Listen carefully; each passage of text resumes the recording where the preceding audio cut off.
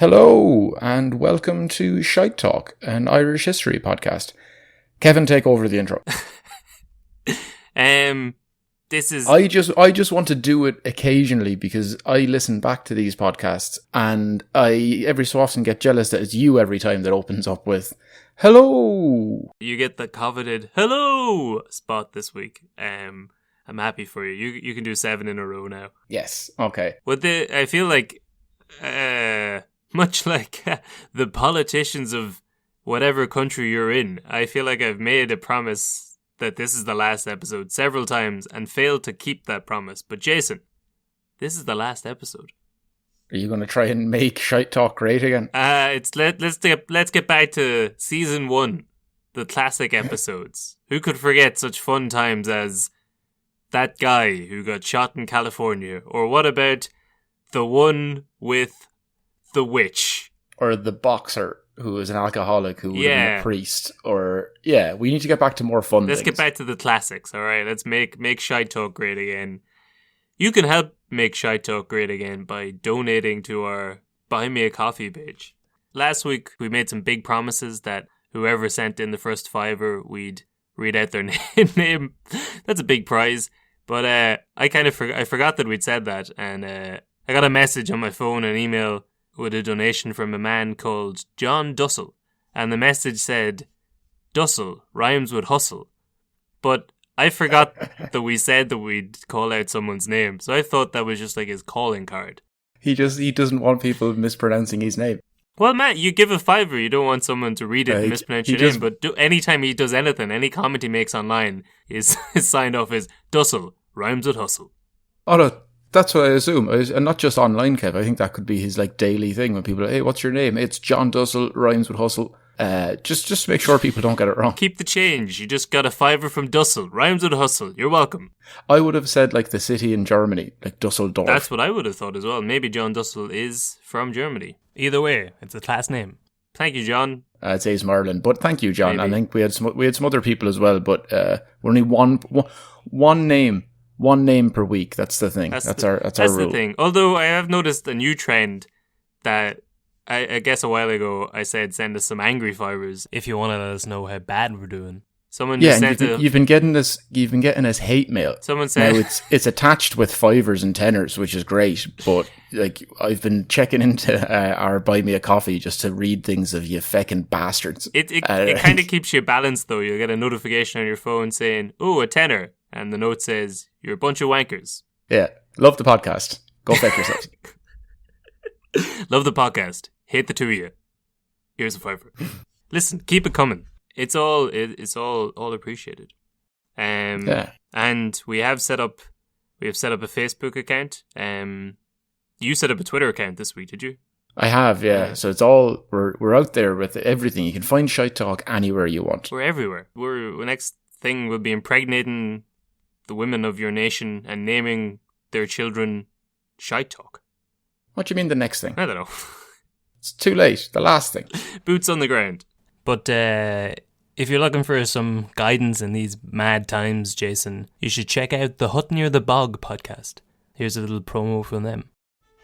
Hi, I'm Dr. James Hochter, a philosopher, and along with my mum Sheila, we co-host the Hut Near the Bog, the podcast where we draw on the wisdom of Ireland, as well as our own expertise and life experiences to discuss various aspects of life, such as gratitude, uncertainty, grief, and encouragement.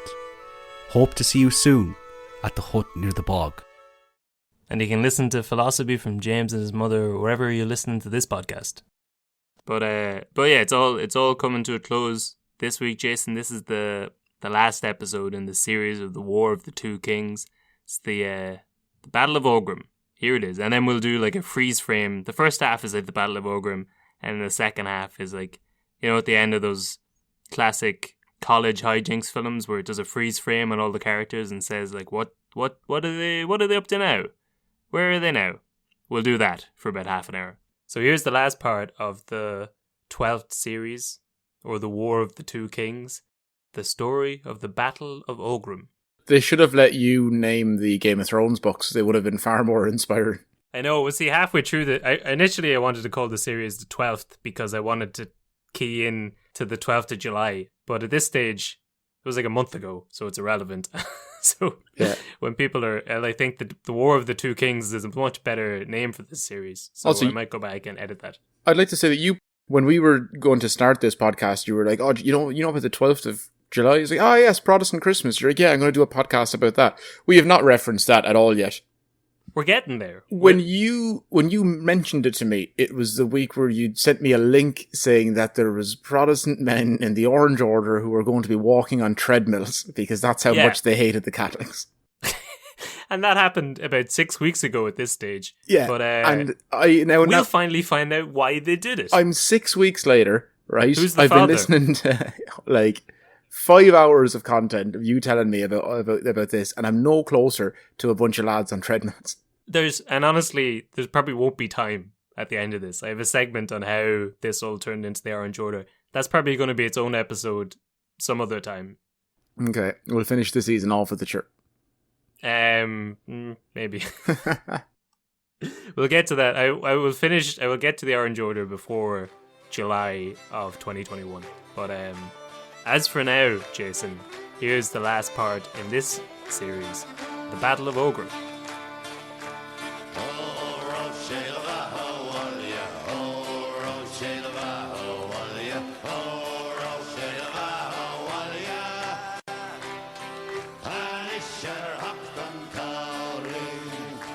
So, after an unsuccessful siege of Limerick in 1690, de Ginkle brings the Williamite forces back across the Shannon to leave Talbot and Sarsfield and the rest of the Jacobites waiting out the winter inside Limerick. And on the 19th of June the following year of 1691, de Ginkle shows up outside of Athlone with about 18,000 men, and he's ready to rumble. Athlone, as you know, Jason, it straddles across the Shannon, so it's a good crossing point.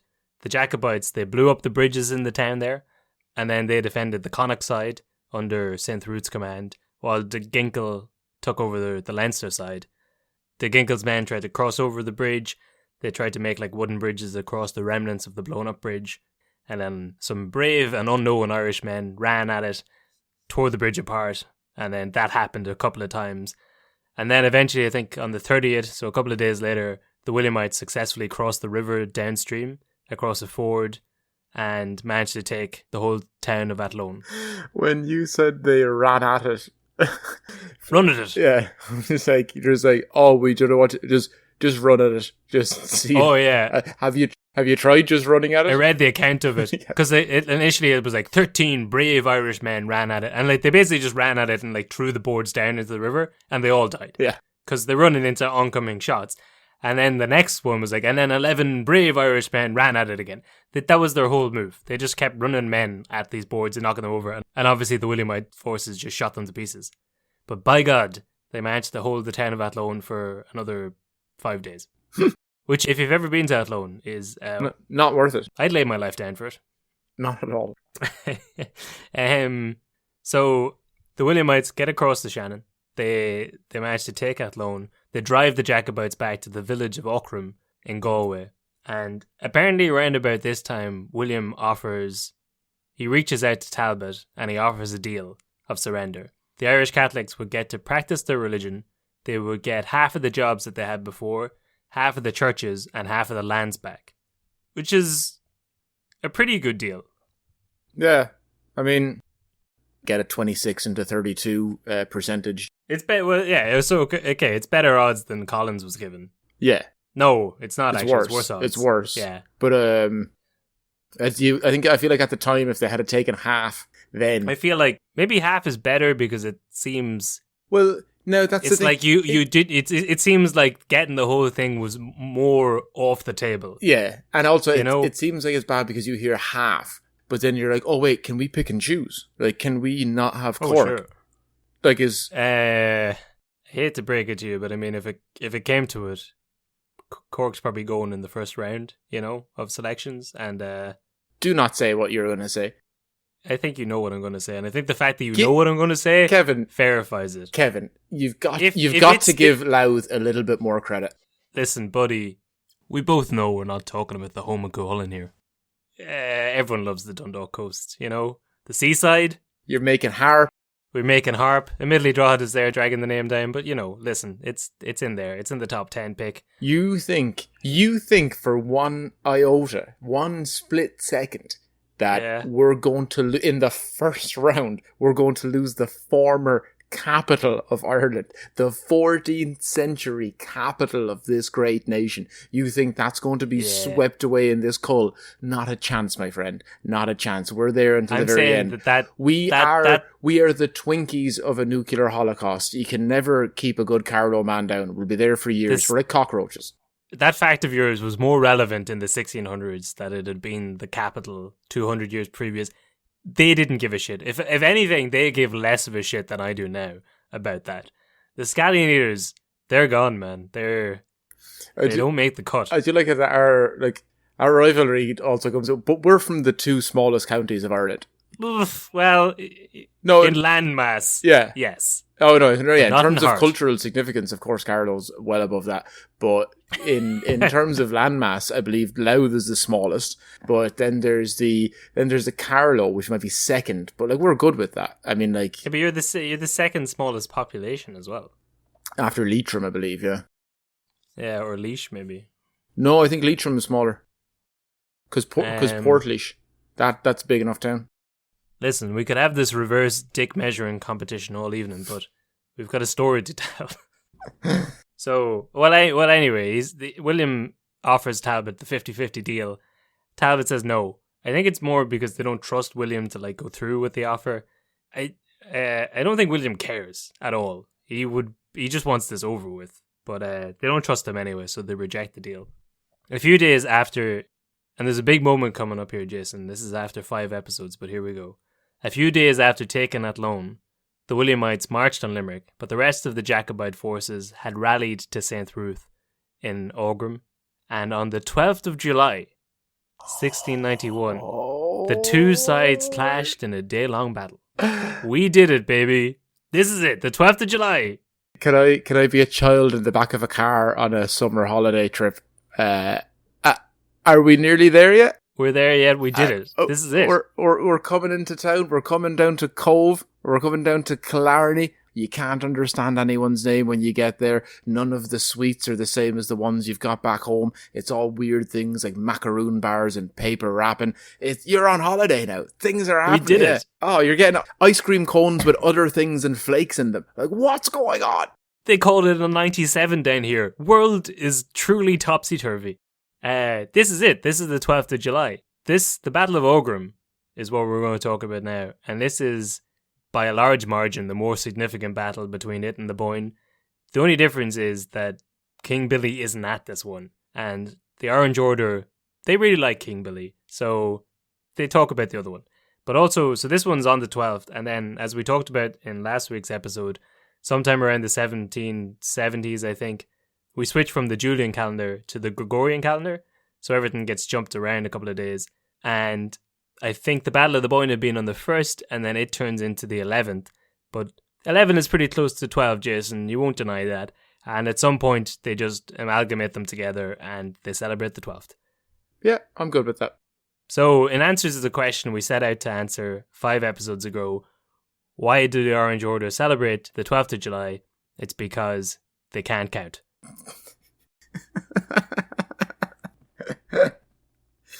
Yeah, okay. Well, that was 5 episodes for I thought there'd be a bigger payoff. No, they don't know how to read a calendar.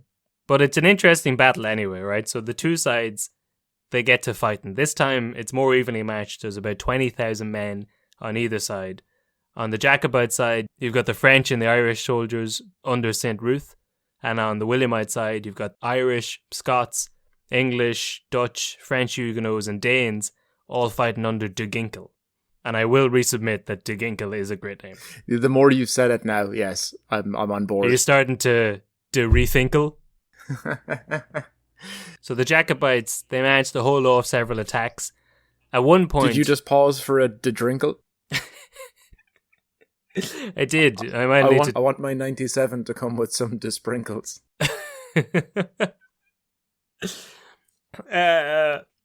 So The Jacobites managed to hold off several attacks from De Ginkle. At one point, they charged the Williamites back. They're like running up a hill and they have them on the turn. And St. Ruth declares aloud that the day was for the Irish. March 17th. Yeah. And we all remember, Jason, 12th of July 1691, the day that the Irish won back against the British. But about 30 minutes after he declared that, he gets decapitated by a cannonball. Ah. Yes. Now, I know what you're thinking. I'm not sure. I can only assume that when he was decapitated by a cannonball, his head was just replaced by a cannonball. And that... So Sarsfield is his second in command. And I assume in some sort of last-ditch effort to save the day, he like drew a smiley face on the cannonball. Or perhaps a frowny face in order to scare the men. To be honest, it's in my mind goes straight to the Jackie Kennedy reaction to JFK being shot. Oh, sure, yeah. Grabs his head and tries to stuff all of his brains back inside. Oh my god, shock can do incredible things to the human brain and psyche. You're like, oh, he'll be fine, don't worry. This is just... It's like he's dislocated his shoulder. I just have to pop it back in. But, yeah, so Sarsfield was second in command. Apparently he didn't do too much because the army fell apart pretty shortly after that. And the day was lost, unlike what St. Ruth had said. Thousands of men were killed in the field, and many of those who tried to retreat were also cut down by the Williamite cavalry. It's referred to as possibly the most bloody battle on Irish soil, with about 7,000 men killed. I'm going to say it, Kevin. I don't think he was decapitated by a cannonball. Okay. Because that's like an incredibly accurate shot.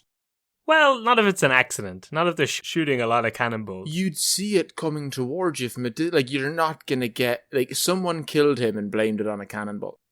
No, I mean, listen, it's an old joke, but he was looking out, he saw this thing in the distance, and he's like, what's that? And then it hit him. You know, he probably got hit by a cannonball. I don't know. He's dead His anyway. own men killed him and then blamed it on something else. That's exactly what happened. Sure, yeah. He was listening to Damien Rice's Cannonball, and... They said, this is amazing. I never want to hear any of his work without Lisa Hannigan. Also, I feel bad about that joke. Usually I'll just let them out there and just fly. I like Damien Rice a lot. I know, yes. More than Jackie O, apparently. But the Williamite forces, I mean, I don't know how normal this was for the time, but they didn't bury both sides of the dead. They just buried their own troops, which meant that there was thousands of bodies lying on the hills of Aughrim for months afterwards. It was known for quite a while afterwards as Eichtarum on Air, which means Aughrim of the Slaughter. Oh, damn. Yeah, so I don't know, like, I mean, especially in a more superstitious time, that seems really messed up to not bury the dead. They were superstitious back then.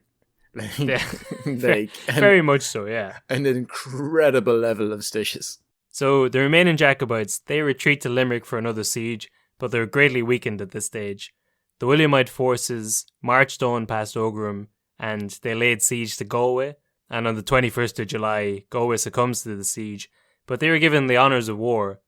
I think we might have touched on this in the other episodes for Carrickfergus, but again, the honours of war seems like an old-timely idea, where they just made a deal in the siege where like all the garrison inside was allowed to leave, and then go to the nearest Jacobite force point. So all the troops inside Galway just left and went to Limerick.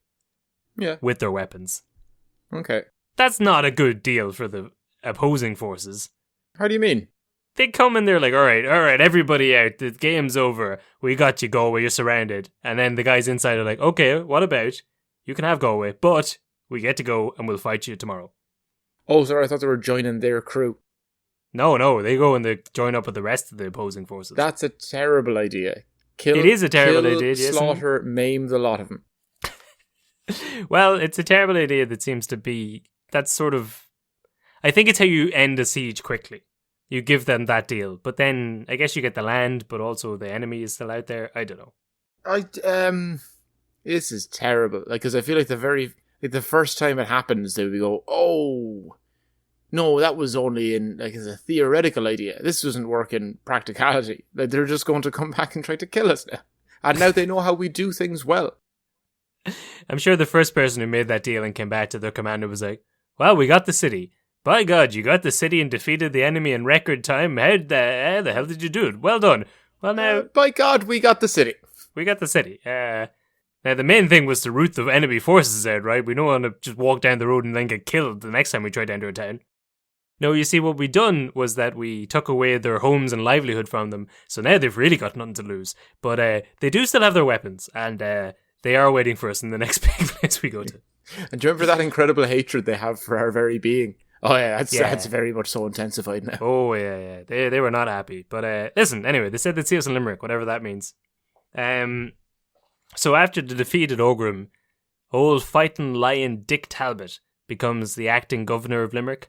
I know he's kind of your favourite character in this story. Yeah, and I'm not appreciating how every single time he's brought up, you're saying fighting lion. Like, sometimes he can't. But he's either fighting or he's lying. I'd say sometimes he's riding. No, that's what I mean by lying. Ah, fair. He's lying down with the ladies. Except for this time he's lying down in a coffin because he dies of a stroke. Ah. From Death by Snoo Snoo, or was it? No, not that kind of stroke. Yeah. It wasn't the vinegar kind. No. He dies on the 14th of August in 1691.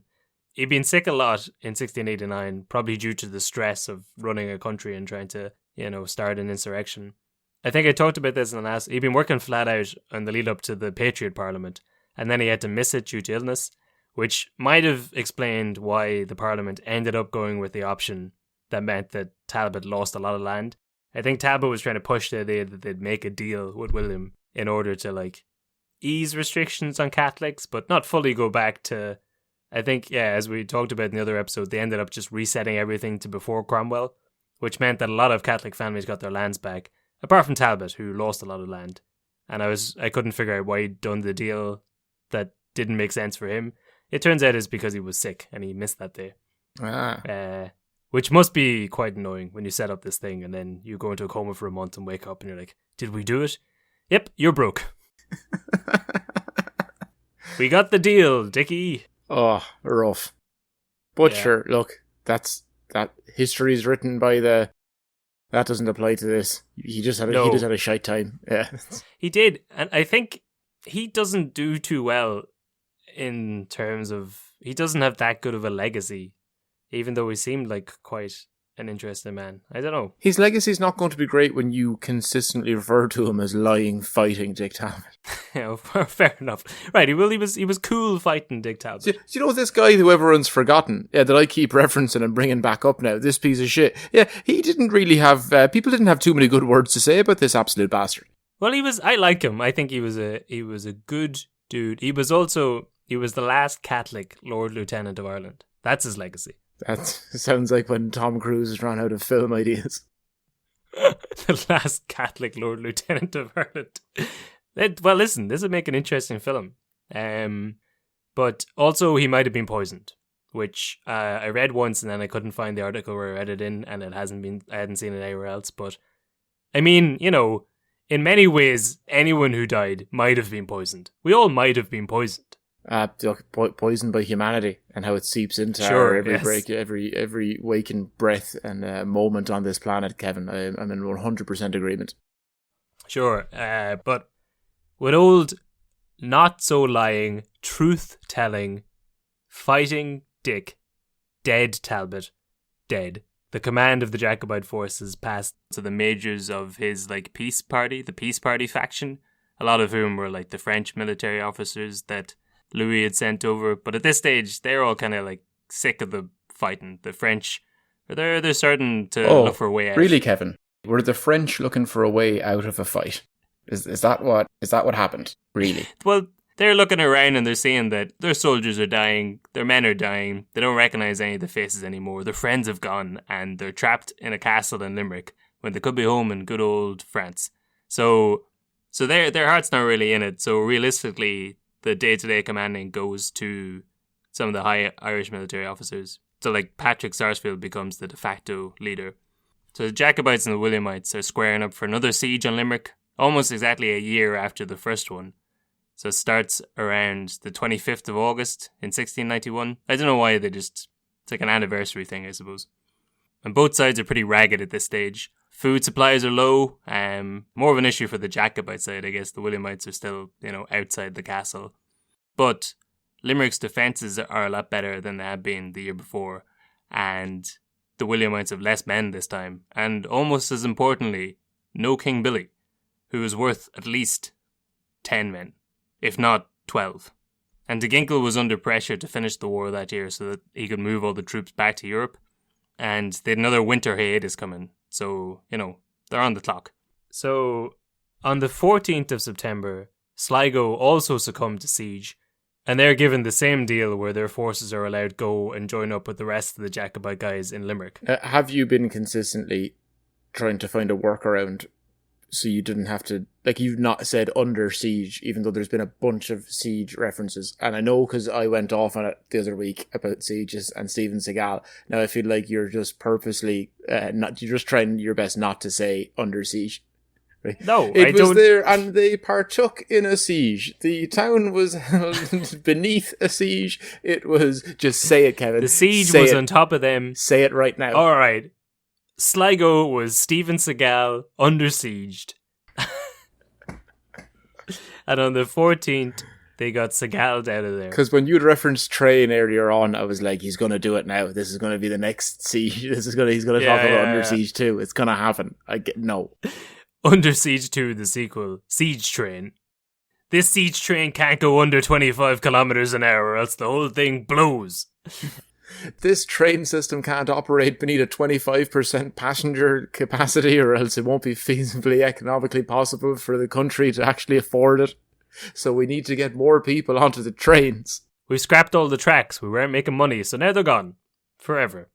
But, yeah, so remember we were talking about that guy Baldarrig O'Donnell and the prophecy that the British were going to be run out of Ireland after a big defeat outside the wall of Limerick? Mm-hmm. Well, a part that probably wasn't covered in that prophecy was when Baldarrig switched sides halfway through for cash and helped the Williamites throw the people out of Sligo and end the siege there. Good. Fine. I mean, I think he got about $2,000 from de Ginkle. I can't tell if that's 1690 money or today money. No, that's definitely 1690 money. I don't know, because I feel like this guy was not... He didn't have any scruples. He was scrupulous. But that's the guy whose story I really want to follow, where like he came up the Shannon, back from Spain, a mercenary here to fulfill a 100-year-old legacy. And after about 2 months, when things are not going that bad, he's like, fuck it, $2,000 in cash. Fuck the prophecy, man. It's time to get O'Donnell paid. Yeah, I can see it. It's like working a minimum wage job when the social welfare is on offer back home. You're like, I know I should be doing this thing, but they're just making it so easy for me to quit and not do anything. Sure. I'm an artist. So on the 22nd of September, de Ginkle, he goes for it. He makes his big attack. He swings for the fences. He sends a load of his troops around to Thomond Bridge. He tries to move his main force across the bridge. And one Colonel Stapleton led the Jacobite resistance on the bridge. But it's just like... I'd read that it was like a token skirmish. I guess they can't just let the other army run up to the walls. You got to go out and put up a bit of front, put a bit of a show on. So he's out there fighting away for a while, but the Williamites end up overrunning them pretty quickly. So as the Jacobites turn to retreat back into the city, one of the French commanders thinks that the Williamites are too close to the city, and then he pulls up the drawbridge, leaving all the Jacobite men stuck outside. Like a house party you can't get into.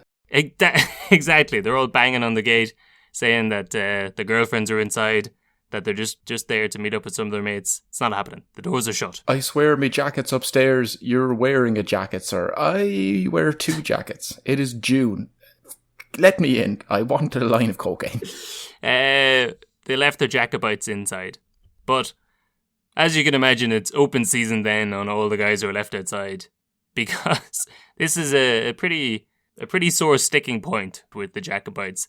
So it's hard to get an accurate number, but the claims go from 80 people being left to die to 800 people being left to die. You're only one number off. Now, in fairness, that number is the difference of 720 people, but still, it's one number, Kevin. If you can't get one number wrong. That's your list. Yeah, 80, 800, 8. It doesn't matter. That event, as you'd imagine, did not help the strained relationships between Sarsfield's side and the French military side. Eventually, after months of siege in Limerick, Sarsfield ousts the French commanders and he starts to negotiate a surrender. De Ginkle was eager to settle it before winter sets in because, again, they're just going to go into hibernation, so he wants it over and done with. They seem to be, especially the European soldiers, seem to be very afraid of the Irish winter and the rain, which, I mean, is fair. It really isn't. It is not Siberia. It is not that bad. Irish winters, like, yes, it's wet and it's windy and the wet comes in a horizontal direction, but it's grand. Like, go to Russia. And miserable. Go to Iceland in December. It's like, Ireland is fine. We have a very temperate climate. Thank you to the Gulf of Mexico, that the warm Atlantic, whatever that thing's called, coming up there, heating up Valencia Island and whatever else is on its way. Just, we're very lucky, Kevin. We're very lucky. We're at the same latitude as Moscow, and it's grand. But so De Ginkle here and his troops have a literal option between staying in Ireland for 5 months and laying low, waiting for the next spring and starting a siege again, or wrapping things up early and heading to fight in a war in mainland Europe. And all of them are gung-ho to die in Flanders. Like, give me a gun, get me the hell out of here, I'm going to go die in Spain. I do not want to spend my winter hung around outside Limerick. To be fair, I'm doing the same thing just in terms of my life. Have you changed your tune up? Yeah, just realising, like, actually, I did move away, and one of the big reasons was I don't like the weather. I really don't like the weather. It's a bit shite. I'd rather be in Europe or America. The only thing, the only reason that we don't really notice the winter, that I don't mind winter at all, but it's mostly because I'm drunk every second day and meeting up with all my friends who've come back from Australia and America and such places. And then before you know it, it's January, which is a little bit bleak, but then the old Catholic guilt kicks in. You're like, no, it should be bleak. Yeah. I've drank too much. It's time for me to take my comeuppance. How can you be sad? I'll go join a gym. And then February comes around again. You're like, back into it. And then it's spring and it's all fine. But if you had to spend that winter not drinking in the pub and, say, hanging around outside Limerick or confined to your house because of a virus, it would be pretty bleak. Yeah, I set myself up there for that.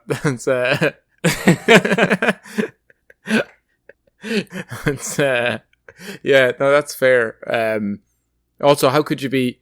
Yeah, February's not so... January, February, I find, isn't so bad of a time. It's hard to be bored or depressed when you've got so many going away parties to go to. That's... Yep, one after another. Although one of my friends couldn't go to... My friend Emer, shout out. That's a device where I'm saying hello to Emer. Her name is not Emer. Yeah, it's a strange second name. Yeah, she couldn't make it to my going away party, I believe, this time, going to the States. In the group chat, she was like, sorry, Jason, I won't be able to make it. But to be fair, I did go to the last 2 of your going away parties, which happened inside the last 12 months. So like, do you know what? That's 100. Yeah, I make it every time I leave the country. I'm like, you'll never see me again. Where are you going? I'm going on holiday for 4 months. Come and say goodbye. Listen, you got to make a big deal of it. If you don't make a deal of it, who will? So, yeah. So Sarsfield is ready to deal. De Ginkle's worried about winter in Ireland. There's also the issue of money. At this point, one of William's generals said, it is remarkable that any army could be kept together over a year without being paid. We talked about it in the last one. Like, they're all getting paid gun money, which is essentially worthless unless the Jacobites win. It would be remarkable, Kevin, if it didn't work its way throughout the centuries into being unpaid internships that still exist to this day. Why don't you come and put your life on the line, right? Why don't you go fight against a different government? Why don't you go risk it all? Just really risk it all. And at the end of a year, when you've been living in your parents' house, when you've been getting your ma to still cook you food when you're 25 because you're trying to get a foot in the door of this career that eventually doesn't really pay that much money, why at the end of that, then maybe there's a possibility you could actually fully join the army and lose your life. Come on, it's exposure to violence. It's experience. Come on. It'll see you through. After this, out of the 200 men in my regiment, 4 of them will be up for a position for my job, because I will have been murdered. 4 will be up for a position to interview for 1 job. Yes. Also, it's already going to my nephew, who isn't here because he hasn't been born yet. But I want to set him up and put his first feet on the right road. It's tough life. But hey, Kev, nepotism. Neopot is me. So yeah, Sarsfield is looking to strike a deal. This is the same thing that he'd been giving Talbot shit about for like the last year, ever since the end of the Battle of the Boyne. But now at this stage, the ports in Galway have been taken over by the Williamites. The ports in Cork have been taken over by the Williamites. There's no way to get reinforcements from France. They're pretty much screwed. So he decides to strike a deal. Apparently, during the start of the negotiations, Sarsfield said, "As low as we are now, change but kings with us, and we will fight it all over again with you." So he's obviously not a big fan of James. No, doesn't sound it. No, which in fairness, James has been gone for quite a while now and has offered very little support to him. Also, he called him thick at the start of the story, which I don't think Sarsfield got over. But he's so thick that he only realised now that he called him thick 2 years ago. I was saying it to my housemate the other day. He was talking about like stupid people he'd met before. We were having a conversation about like people you can't believe are as thick as they actually are. You're like, how is this person still alive and functioning in society? Yeah. I remember being in secondary school probably the last year of it, and it was a lot of people hanging around. Skip the other 5. But he was making fun of this dude, and we were all saying like how kind of like how thick he was, and it was all a case of with him the lift doesn't go to the top floor.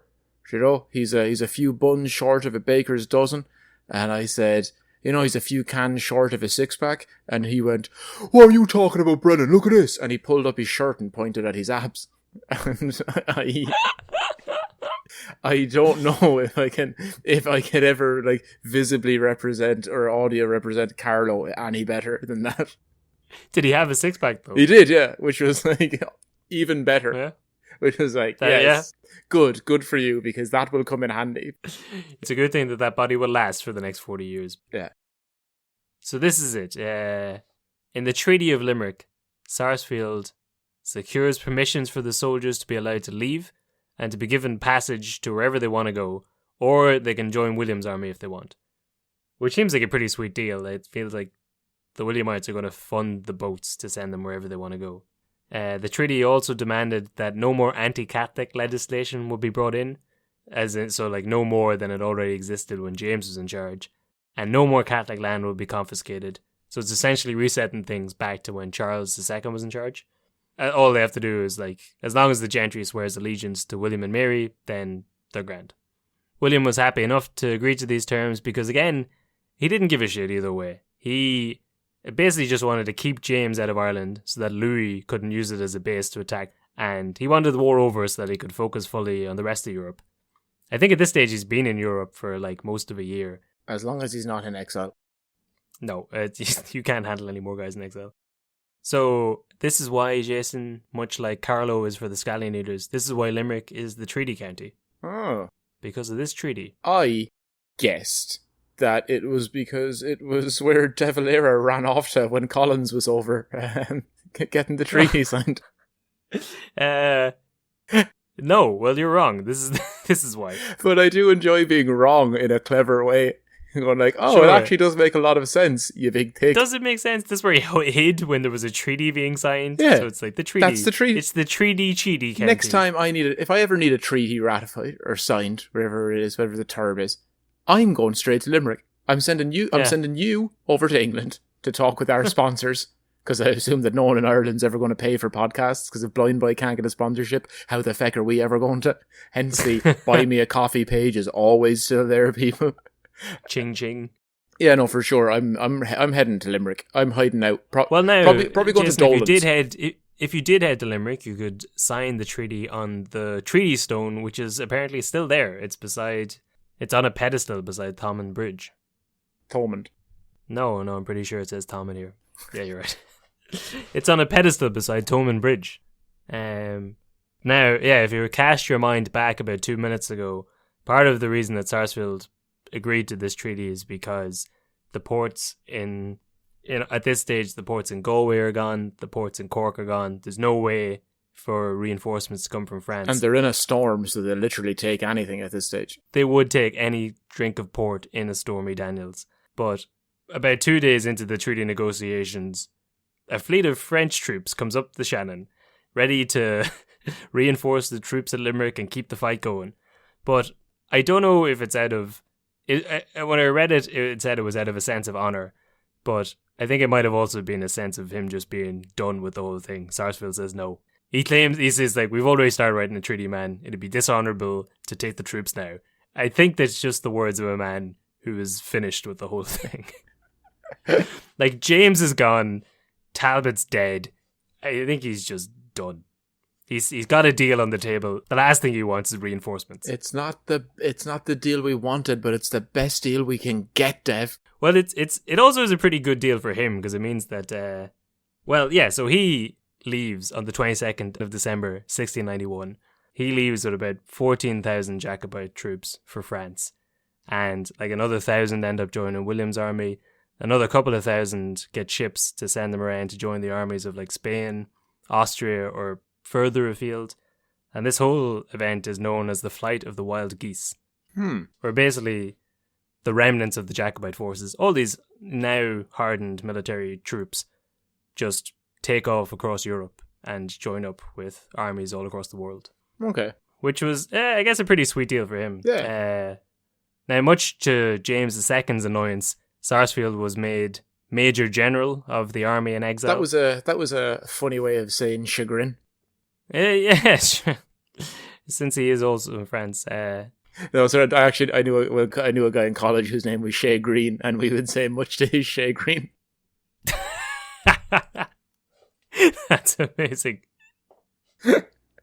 That's the show that we would pitch in terms of like Custard's Last Stand. Yeah, Twinnesky. Much to my Shay Green, and then RT would be like, "And are you Shay Green?" And I'd be like, "No." But I just write a character called Seamus Green, and the rest writes itself. And then they'd say, okay, so what does he get up to? And I'd say, here's Jason Brennan. I'm going to introduce you to the brains behind the operation. And then I'd leave with my check in my back pocket. Right. That show makes no sense. It writes itself in terms of if it doesn't need to make any sense, we can have fun with that. Let us make a TV show called Much to My Shay Green. It's either let us make that and have some fun with it, or you can give Catherine Lynch another TV show. Now, I'm not saying that the future generations of the country are having their brains rotted from them by every single time she's commissioned to make a TV show. Kevin, I'll allow you to do the honours. The future children and current children of this country are having their brains rotted by bad network television from RTE. They should let us be in charge of the network television. We'll provide terrible shit content for people of all ages. I also like how we were talking there instantly about these stupid TV show ideas that we would have. Let's turn this podcast into a TV show. Nah, don't even consider that. It's not worth it. It's too much work. Yeah. When you can just walk in and put your feet up on the table and say, Shay Green. Much to my Shay Green. Twinnesky. You'd have a friend called Anne O'Noid. And a woman called Mary Hickey. Beautiful. Now, right. So much to James's Shay Green, Sarsfield was made Major General of his army in exile, but after a planned invasion of England in 1692 was abandoned pretty quickly, it seems, the army in exile was just incorporated into the French army, and Sarsfield was made a Lieutenant General or a Marshal de Champ by Louis. Many of the Wild Geese went on then to fight in militaries all around the world. Even old Michael Gallopin Hogan joined them. I think he was in the last shipment that left Cork in spring of 1692. So this is kind of like, this is where they went off and joined militaries all across Europe and formed various Irish brigades in different military outfits. But so King Billy was happy with the Treaty of Limerick. As we were saying, he thought it was pretty fair. He just wanted the war over. He didn't really give a shit. But now the all-Protestant Parliament of Ireland, they met in October of 1692. They had other views. So once William was distracted by the wars in Europe, these guys were really in charge of Ireland. And then I think especially after in around 1694, I think the Pope switched sides for some reason and went against William. So now there was no real tie to keeping the Catholics happy in Ireland. And the boys just went to town. So the Pope dropped his support for the League of Augsburg / Team William. And the new Protestant government of Ireland got to work seizing lands from Jacobite supporters and brought in more penal and test laws in 1695, heralding in the age of the Protestant ascendancy. Boo. Once again, they were back to Catholics couldn't hold a public office, couldn't be involved in the military, couldn't own land over a certain amount. It was bad times all around. Couldn't wear a Johnny, couldn't eat fish most Fridays, couldn't do a lot of things, Kevin. Now, most of those things were self-imposed, but the other things, that was the Protestants' fault. Our old friend Dick Cox shows up again. He was vocally disgusted at the abuses of the treaty, not because he was particularly pro-Catholic, but it just wasn't on, you know. They'd signed this deal. They couldn't go back on their words. I think there's a famous phrase along the lines of, the ink wasn't even dry in the Treaty of Limerick before the British went back on it. Ah. But it doesn't seem to be the British. It's the Irish Protestant gentry. Yeah, but they're often... admittedly they're seen as British. That's... I know, they're the planters, they're fresh on the ground, but they were the real bastards. Yeah, but they're kind of like, you know, oh no, we're Irish. It's like, okay, you can be Irish and Protestant, but you can't be Irish Protestant, a wealthy landowner who taxes the people beneath you and then keeps them as like ostensible slaves. Like, you're sure. Not really then. You're not really part of the cause. But again, this ties into like the celebration of the 12th, where like the Protestant loyalists in the north really love King Billy and how he, you know, cut down the Catholics and show them what's what. Billy didn't care. He was just happy to make the deal and move on. It was the Irish Protestants who were left in charge of Ireland who really turned the screws and then fucked over the Catholics. Okay. So that's the end of it now, Jason. Now we're getting into the bit of this is the freeze frame moment where we'll just go through all our favourite characters from the last episode and see what they're at now. Okay. So for the British, the Glorious Revolution and the War of the Two Kings were seen as a big success. The 17th century battle between the Stuart monarchy and the British Parliament was all over, and the Parliament had won. They'd forced all future monarchs to accept that they'd have to rule through the Parliament. They'd basically given themselves a load of power, all while strengthening their grip on Ireland, which was just seen as a bonus. As part of the Glorious Revolution deal, they'd secured a system where they met every 3 years so they could no longer be ignored by the monarchy. Apparently when the Stuarts were in charge, if the Parliament, we saw it earlier on, if the Parliament did something they disagreed with, the Stuarts would just dissolve the Parliament and then go on with whatever they wanted to do anyway.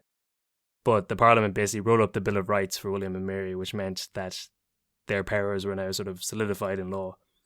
But William got a taste of this at the end of the 9-Year War, where the Parliament insisted on reducing the army way down now that it was in peacetime. William wasn't happy about this, but Parliament, they controlled how taxes were raised and they held the coin purse for the expensive war. So I think this is a kind of shift between previously, it was just the king or the queen and they were the ultimate power, and if they said there was a war happening, it was a goddamn war happening. But now Parliament is set up as sort of democracy, not really, because not everyone, not even close to everyone, is able to vote. And you need to be of a certain class system to get involved in it. But there is a sort of democracy, and they've created power for themselves. And it makes sense. It's kind of like, we need to go to war with Denmark. Why? Because the king over there has a mistress, and she said my wife's dress was uncouth. Wait, isn't she also your wife's sister? That is beside the point. I am going to go kill my cousin, aka the King of Denmark. Look, you know the position I'm in. I can't be seen to be getting into this. The wife is angry at me. She knows that it's not my fault, but if I don't step up to the plate and do this, I'm going to be getting it in the ear. So now, look, the rest of you 50 million people, deal with it. Deal with it. I don't care that there's no potatoes. We're going to fight. And now we'll just change the screen frame over to France. So for Louis and the French, it was seen as somewhat a success. They controlled the seas for a while William was distracted in Ireland. And after the war, they ended up getting a load of seasoned Irish fighters in return for their initial investment of like 6,000 troops. They got like, 15,000 soldiers back afterwards. I think between 1689 and 1691, Louis had sent over 8 convoys over to Ireland with ammunition, weapons and soldiers.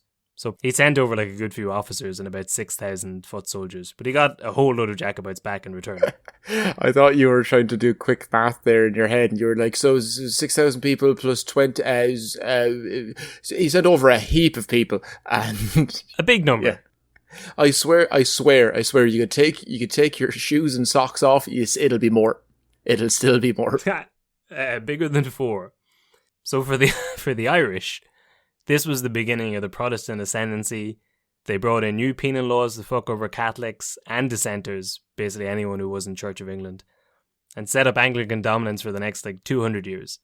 Catholics had held 22% of the land in Ireland before 1690, and then that dropped to 14% immediately after the war, and by 1780 it was 5%. So the Protestant ascendancy we've talked about in a few episodes, but it was basically the dominance of Irish politics, the economy, society, every aspect of life by a minority Protestant elite that went on from this battle in 1690 all the way into the early 20th century. All of the elite needed to be members of the Church of Ireland or England, and that excluded everyone else, specifically Roman Catholics, but also the Jewish population, Muslim, Quakers, anyone else. So initially in Ireland, the whole War of the Two Kings was seen as a bit of a shit show. As we talked about in the last episode, James II is mocked. He's called James the Shit for fleeing the battle. But I think it's because things get so much worse after this, that all through the 18th century, popular culture sort of romanticizes this whole period. They wish there's an idea that the wild geese will return from Europe with a Stuart king to set them free from the British yoke. Because I guess, even though this was a shit show, it's kind of the last time for a long while that the Irish had hope of things going well for them. Okay, so it was still, yeah, that makes sense. Yeah. And then so people like Sarsfield end up becoming Republican heroes later on. He heads off to France. He's the marshal in charge of the wild geese in exile. He ends up being wounded in July of 1693 in the Battle of Landen in Belgium, and he dies 3 days later. There's no burial record, and his grave has never been found, but apparently his last words as he bled out were, "Oh, that this had been shed for Ireland," which, that never happened. But I do love in history people's last words. I think we've lost that now in recent times.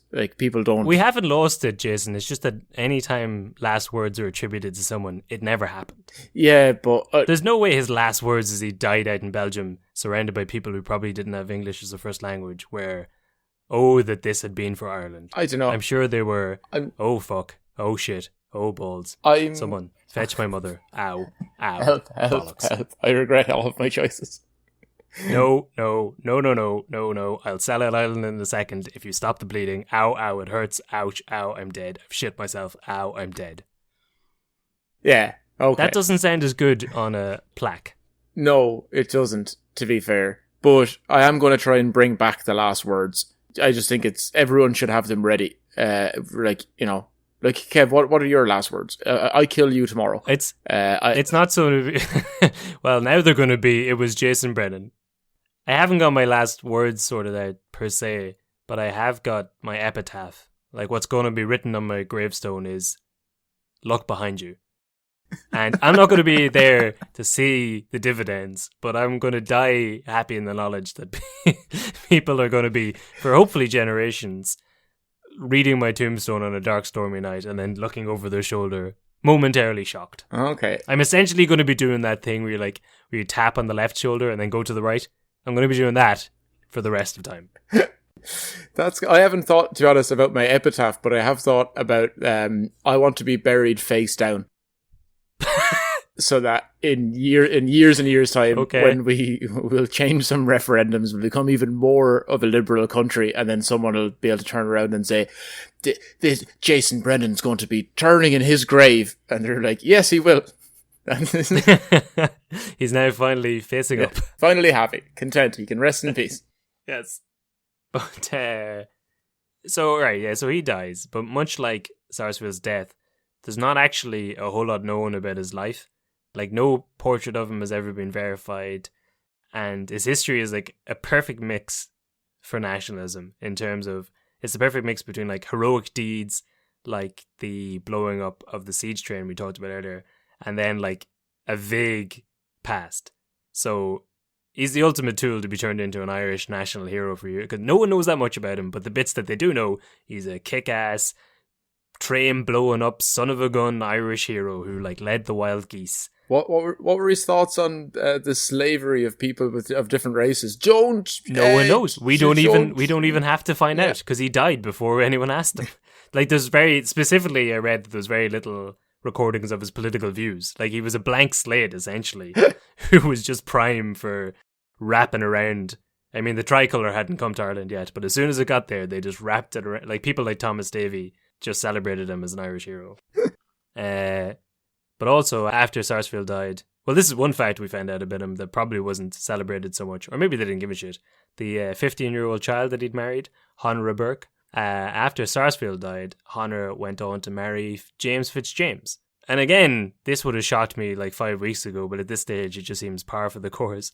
I think that herself and James would have been step brothers, because they're both, if the rumours are true, James had illegitimately fathered them both. No, sorry. Kevin, I'm going to stop you now, because this podcast started as you talking about the 12th of July and Protestant Christmas, and then we've gone all the way through the Battle of the Boyne, and I'm going to stop us short of you going into the history of Pornhub's homepage. Well, I think... No incest, no more references to step fucking... No, Kevin, we're not delving into that, right? We're stopping it at orange equals Protestant equals... I'm not going to say bad, but in a cultural, historical context, not great. I'll stop just short of it. Yeah. I think Charles II was Honora's dad, maybe. Nothing honourable about. And then James II was James Fitzjames's dad. So the two of them would have been cousins. Bastard step cousins. That's basically fine. Bastard cousins. The two bastards make a right, you know? They were both illegitimate Stuart offspring anyway, so a fine pair. So Thomas Davy, we talked about Thomas Davy there. He was one of the founders of the Young Irelanders movement. He also started that paper, The Nation, that we talked about in the John Mitchell episode. They were mates. He wrote a piece on the Patriot Parliament of 1689, which is where I got a lot of that stuff from. Even though I don't think it was called the Patriot Parliament until like the 1890s. When they just needed a name that sounded, what's the most patriotic name we can give this thing? The time James II came to Ireland and formed a parliament.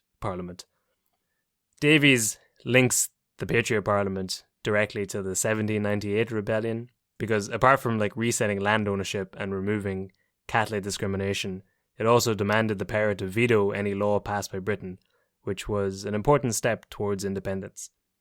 And in 1701, for some reason, the British government decided to put a statue of King William on College Green in Dublin. And naturally enough, much like today, it was constantly vandalised from the time it was put up until eventually it was blown up in 1929. So, like 200 years later. And when it was blown up, it was replaced by a statue of Thomas Davy himself. So that's the one that's still there on College Green, outside Trinity. For now. For now. I mean, it's got about 100 years in, but it's only a matter... Like, it's covered in bird shit. It's only a matter of time before it crumbles underneath that weight. Freeze frame onto, like, the guys from the Siege of Derry that we'd talked about in that episode. William Stewart, who, as I was listening back to the episode, I realised I missed it. Because all of these guys had, like, land, and they were all called, like, the Earl of such and such, or the Duke of whatever. And they also used to go by that name. So, like, the Earl of Lucan would just be called Lucan. So I think I messed up that, like, the Viscount of Mountjoy and William Stewart. He is William Stewart. William Stewart was Mountjoy. I think I messed that up in the episode. But William Stewart was the Protestant commander at Derry who Talbot had removed because he didn't trust him. He didn't want a Protestant commander in Derry just in case things kicked off, which in fairness they did. So he was only there for a while. More of a William Stewart. He was a William Stewart. So he had him removed from the city, and then he sent him back to negotiate with the people inside the city after they locked the gates. Mountjoy managed to strike a deal with the people of Derry. Lock the gates! He managed to strike a deal with the people of Derry. Some of his Protestant troops were like garrison inside the city, and he took over as governor for a while before passing it on to Lundy. Lundy didn't declare for William until the February of the next year, which meant there was a peace between the two sides until then. So that's like a pretty good result, considering before this was like going to be the beginnings of a siege. But despite that success and the fact that Mountjoy, unlike most of the other Protestant officials at that time, Mountjoy stayed loyal to James. So Talbot, in order to reward Mountjoy, he sent him off on a diplomatic mission with Stephen Rice in January of the next year, 1689. He sent the two of them off to France. But he'd also given Stephen Rice a secret letter for Louis XIV, which instructed him to arrest Mountjoy as soon as he saw him. Ooh. Dodgy. And I don't know why. Basically, like, Mountjoy just done him a favour by, like, diffusing the situation in Derry. But also, imagine you're Stephen Rice and you have to travel the whole way from Dublin to Paris. And I'm not talking about like hopping on a Ryanair flight and being there in 4 hours, finding out that you haven't landed in Paris, but actually somewhere near Lyon, and you have to get a bus the whole way back. I'm talking about like old-timely walk into Cork, get a boat for 4 weeks, walk across Normandy. Get scurvy. Get syphilis. Get scurvy. You bond with a guy, you know? The two of you get syphilis from the same, well, you swear it was a mermaid, but you're not entirely sure. You know, and this whole time... I knew it was a merman. I had suspicions it was a merman all along, but, you know, you've been on the sea for that long, you make exceptions. We flipped a coin to see who took the fish side and who took the human side, and listen, some things, the stories stay at sea, but you go through all this stuff with a man, and the whole time you've got a letter in your pocket saying, arrest this guy and throw him in prison the second you see him. So, the two of them get to France, and Stuart is thrown in jail. Yeah, that's like, he gets there in 1689 and he's thrown in jail and kept there until 1692. While he's in prison, that's when the Patriot Parliament happens, and during the Parliament they pass the Act of Attainder we talked about. That's where all the land is taken from the Protestants to be given back to the Catholics, and all the Williamite Protestants are attainted, or like have their lands taken, and they're all asked to report to Dublin for trial. So apparently Stuart is specifically asked to report to Dublin for trial, even though they know he's in prison in France, because they put him in prison in France. Apparently they send a letter saying you have to report to Dublin for trial in the next month or you're being executed. What? Break out of prison and show up to go on trial for something that you're definitely guilty for, because we just made it up specifically to get you and all of the people like you. And the punishment for that is death. And if you don't show up, the punishment is also death. Because would the French kill him in French jail? Because he's... No, I think they said if you don't do it, we'll execute you. I'm not entirely sure. They obviously don't do it because he just stays in jail. Huh. Okay, well, there. I mean, you're stuck between a rock and an execution, so you might as well... You might as well attempt the prison break. Well, he doesn't. He stays in French prison for a while. So in April of 1692, they do a prisoner exchange between him and Richard Hamilton, who he led the forces. He'd broken the cock of the North at the Battle of Dunmore, if you remember that. What I remember is they're saying, "Hey everyone, we can let him go, or we could kill him, or we could let go this murdering rapist thief called Barabbas." And then, and everyone went, do you know what? No, let Barabbas out. This lad, Barabbas. And he was the founding member of the A team.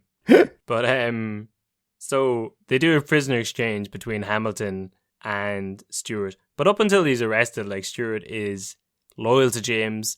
Even when the rest of his Protestant countrymen have turned to William, Stuart's been a good man. But, you know, after you've been thrown in prison for 3 years and threatened with execution no matter what you do, that changes a man. So, naturally enough, as soon as he gets out, he switches sides for William.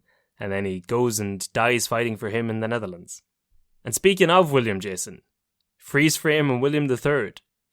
Here's what he got up to. This sounds like a fun freeze frame. Like he has a pint in his hand that he's about to spill, but it stops right beforehand. Yeah. Maybe Craig David and Sting are going to be in a music video, or they can come along and fix that problem before the time it starts again. It would be great. Sure. Well, this is a twofer in terms of freeze frames, because in 1689, William lets our old friend Titus Oates free. He lets him out of jail. He'd been in prison for life, going through a system of he was let out every 2 years to be whipped at the stocks, but now he's a free man. So there was many rumours around the time that William was gay or bisexual. This was based around the fact that he had 2 close friendships with lads called William Bentinck and Arland van Keppel. Both of them ended up with like a lot of land, a lot of military status and earldoms, despite not actually doing much in terms of war. And both of them were there with him on his deathbed. There was many poems, but one of the poems around the time went along the lines of, "For the case, sir, is such, that the people think much, that your love is Italian, your government Dutch." Apparently, Italy was then the country most associated with sodomy, so that was pretty hot lyrics from back then. In my experience, still is. Sure, yes. So Peter Tatchell, who's been in the news recently in the summer of 2020 for his supposed connections with Minister for Children Roderick O'Gorman. Basically, O'Gorman had his photo taken with Peter Tatchell at some point, and that's enough to tie O'Gorman to everything Peter Tatchell has ever said, including Tatchell wrote it, I think it was in the 90s, he wrote a paper on how William was gay based on these facts, which he submitted to the Orange Order, and surprisingly enough, they haven't incorporated that into the mythos of King Billy. Surprising. But this is something you called, I can't remember which of the episodes it was, but I think at some point you said that they'd try and kill James by stubbing his toe. In 1702, while travelling through Hampton Court Park, William's horse tripped on a molehill and he fell off. He died from the wounds a few days later. He had 2 visits that week from Abraham Lincoln, but unfortunately the CCTV cameras were actually turned off at the time, and the police officers who should have been around were actually caught napping. Now, no one's going to be fired for this. We're also not going to look into it in any way, regardless of suspicious circumstances. That sounds about right, Kevin. Yeah, but he fell off his horse. Like, this is a man who was military commander, like the antithesis of Louis XIV for all of these wars, and then he just fell off his horse and died. Yeah, well, he should have got back on the horse, Kevin, as the saying goes. That's true. Yeah, that is true. But since he had no children with Mary, if you catch my drift, Joseph, the throne passed. Joseph had the same problem. Yep. Cooked by the big man. But so the throne passed to Mary's sister Anne, James's other daughter. So she was right to defect from James all those years ago. Here we are, 25 years later. And from when that happened, or from when you started this podcast? From when I started this podcast, which is in real time, 25 years ago. It's all been building up to this. I've grown a beard. I've lost all of my hair. I now believe that we actually shouldn't pay as many taxes. I've earned my money. I now have a business. I have a house that I'm paying mortgages on. Who really needs social services? That's for the poor people. Well, speaking of hair, Jason, this is just a fact I read about Charles II since I started this. Apparently, he used to have a wig made of pubic hair from his favourite lovers. Yeah, rare, I'm stumped for words. He had a pubic wig. I don't know if he used to use it for his own penis. I don't know. But I'd also read since I started doing this that he apparently brought in legislation that female parts in theatre should be played by women. And the story was that he was going to see a play and it was delayed because one of the males was taking so long to shave in order to play the part. And he quite reasonably said, why the hell do we not have women playing these parts? It's 1670 or whatever the hell it was. Why didn't he shave in advance? I'm also all for... Yeah, I don't know. I'm all for women playing women in... That's a pretty progressive look to take in these days. So I'm on board with all of this. I think that all makes 100% sense. But also, that actor should have shaved in advance. Like, that's going to be... My only thinking is that, remember that like Patrick Stewart played... Othello. Wanted to play Othello, yes, and so he set up a version of Othello where it was all black cast, and then he was the white man as Othello. No, maybe it was some... No, he was a black man with an all white cast. No, because Othello was black. But I think they switched it. Hold on. No, sorry, Laurence Olivier went blackface to play him in the movie.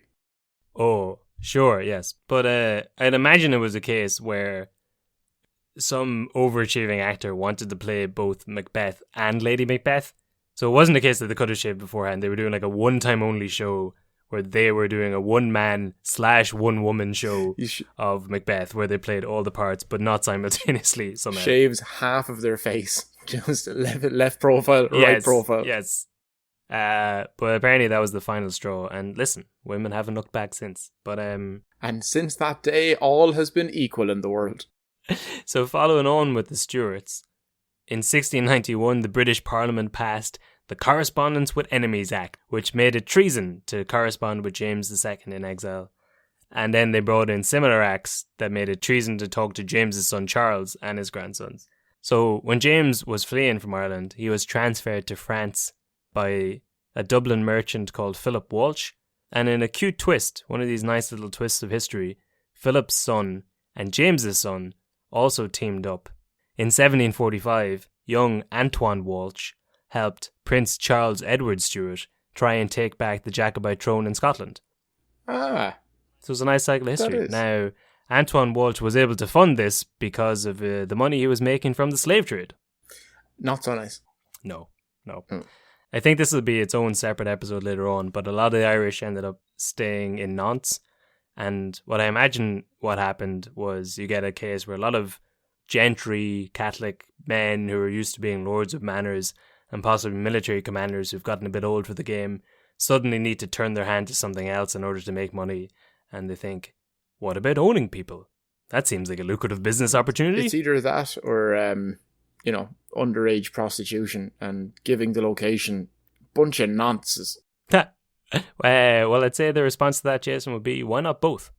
So this is another Jacobite revolution that happens in Scotland, but thanks to the draconian laws that have been put in place against Irish Catholics, they're in no state to take part in that revolution. But it kind of feeds into the other thing we were talking about, where like a lot of the poetry and ballads and stories at this time it's kind of like the second coming of Jesus. They're waiting for another Jacobite leader to come and lead them to victory against the British. You know the song, O Roshidavahawalya. Apparently that started off as a Jacobite song. O Roshidavahawalya. O Roshidavahawalya. Early in the morning. What should we do with the drunken sailor? What should we do with the drunken sailor? What should we do with the drunken sailor? Early in the morning. And that's an excellent rendition. Well done.